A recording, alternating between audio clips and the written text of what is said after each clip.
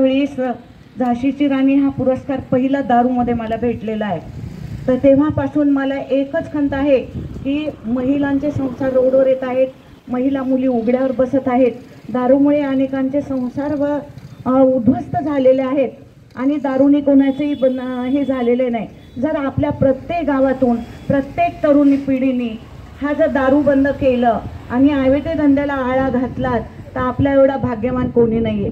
आज आपण गरीब घरचे लेकरं आहात, मुलींना आपण लग्न करून देतो, 10-20 लाख हुंडा देतो, सर्व काही देऊन त्या मुलीचा नवरा जर दारू पिदाडा असेल तर शेवटपर्यंत त्या मुलीचा आपल्याला पाहणं आई वडिलांना शक्य नाहीये। जोपर्यंत आपले आई वडील आहेत तोपर्यंतच त्या मुलीचं चांगलं होऊ शकते। त्यासाठी आई वडिलाच्या नंतर कोणीही कुणाचे जगामध्ये नाही आहेत। तर हे सुद्धा आपल्याला आया बहिणी आहेत, माता भगिनी सर्वच आहेत। तर प्रत्येक गावामध्ये दारू बंद झालीच पाहिजे, अवैध दारूला आळा बसलाच पाहिजे। तुम्हाला जर कुठे अडचण आली असेल तर कॉन्टॅक्ट करा मला। आणि त्यासाठी मी कासाळी गावामध्ये ठकरवार साहेबांशी माझी आधी चर्चा झालेली आहे।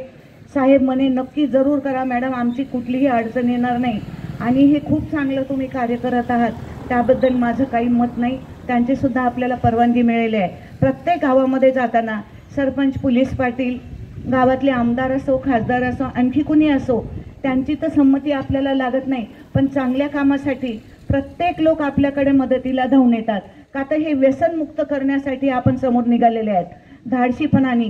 आज तुम्ही तरुण पिढी आहे, आपल्या घरी कोणी बाप भाऊ कोणी दारू पित असेल तर आपला मुलगा सुद्धा तोच करतो। तर आपल्या घरापासून आपण दारू हे बंद करायची आहे, पिण्याची करायची आहे, जायची आहे। आणि गावातली सुद्धा अवैध दारू जे विकत आहेत, बेळकोणी म्हणा, आरळी, सावळी, जे काही आपले गाव आहेत, टोटल मी सावळीमध्ये 5 ते 6 वर्षापूर्वी टोटल दारू बंद केली। शिंदीचे गाड्याच्या गाड्या पकडून मी बिलोली पोलीस स्टेशनला पण लावलेले आहेत ऑटो।